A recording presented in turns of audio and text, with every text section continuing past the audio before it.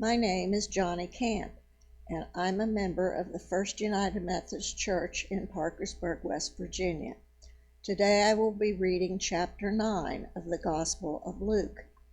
This is a project of Logan Memorial and the First United Methodist Churches. When Jesus called the 12 together and gave them power and authority over all demons to cure diseases, and he sent them out to proclaim the kingdom of God and to heal. He said to them, "Take nothing for your journey, no staff, no bag, nor bread, nor money, not even an extra tunic. Whatever house you enter, stay there, and leave from there. Wherever you do not welcome, they do not welcome you. As you are leaving that town, shake the dust off your feet as a testimony against them." They departed and went through the villages, bringing the good news and curing diseases everywhere.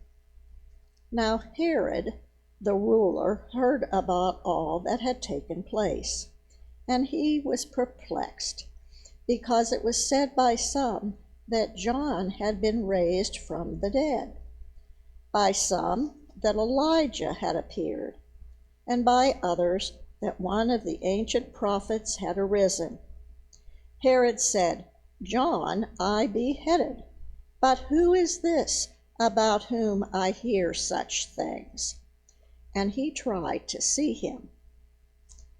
On their return from the apostles told Jesus all they had done. He took them with him and withdrew privately to a city called Bethsaida. When the crowds found out about it, they followed him, and he welcomed them and spoke to them about the kingdom of God, and healed those who needed to be cured. The day was drawing to a close, and the 12 came to him and said, "Send the crowd away, so that they may go into the surrounding villages and countryside to lodge and get provisions, for we are here in a deserted place." But he said to them, "You give them something to eat." They said, "We have no more than 5 loaves and 2 fish, unless we are to go and buy food for all these people." For there were about 5,000 men. And he said to his disciples, "Make them sit down in groups of about 50. They did so and made them all sit down. And taking the 5 loaves and the 2 fish, he looked up to heaven and blessed and broke them and gave them to the disciples to set before the crowd. And all ate and were filled. What was left over was gathered up, 12 baskets of broken pieces. Once, when Jesus was praying alone, with only disciples near him, he asked, "Who do the crowds say that I am?" They answered, "John the Baptist, but others, Elijah, and still others, that one of the ancient prophets has arisen." And he said to them, "But who do you say that I am?" Peter answered, "The Messiah of God." He sternly ordered and commanded them not to tell anyone, saying, "The Son of Man must undergo great suffering and be rejected by the elders, chief priests, and scribes, and be killed, and on the third day be raised." Then he said to them all, "If any want to become my followers, let them deny themselves and take up their cross daily and follow me. For those who want to save their life will lose it, and those who lose their life for my sake will save it. What does it profit them if they gain the whole world but lose or forfeit themselves.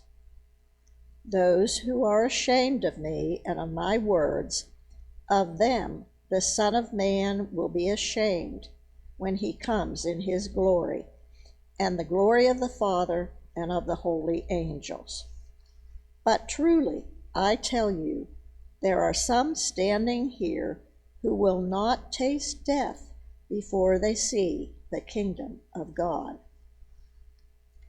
Now about 8 days after these sayings, Jesus took with him Peter and John and James, and went up on the mountain to pray.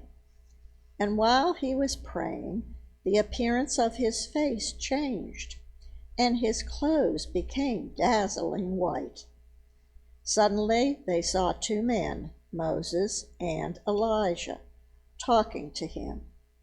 They appeared in glory and were speaking of his departure, which he was about to accomplish at Jerusalem. Now Peter and his companions were weighed down with sleep, but since they had stayed awake, they saw his glory and the 2 men who stood with him. Just as they were leaving him, Peter said to Jesus, "Master, it is good for us to be here. Let us make 3 dwellings, one for you, one for Moses, and one for Elijah." While he was saying this, a cloud came and overshadowed them, and they were terrified as they entered the cloud. Then from the cloud came a voice that said, "This is my Son, my chosen. Listen to him." When the voice had spoken, Jesus was found alone, and they kept silent, and in those days told no one any of the things they had seen. On the next day, when they had come down from the mountain, a great crowd met him. Just then a man from the crowd shouted, "Teacher, I beg you to look at my son. He is my only child." Suddenly a spirit seizes him, and all at once he shrieks. It convulses him until he foams at the mouth. It mauls him and will scarcely leave him. I begged your disciples to cast it out, but they could not. Jesus answered, "You faithless and perverse generation, how much longer must I be with you and bear with you? Bring your son here." While he was coming, the demon dashed him to the ground in convulsions. But Jesus rebuked the unclean spirit, healed the boy, and gave him back to his father. And all were astonished at the greatness of God. While everyone was amazed at all that he was doing, he said to his disciples, "Let these words sink into your ears. The Son of Man is going to be betrayed into human hands." But they did not understand this saying.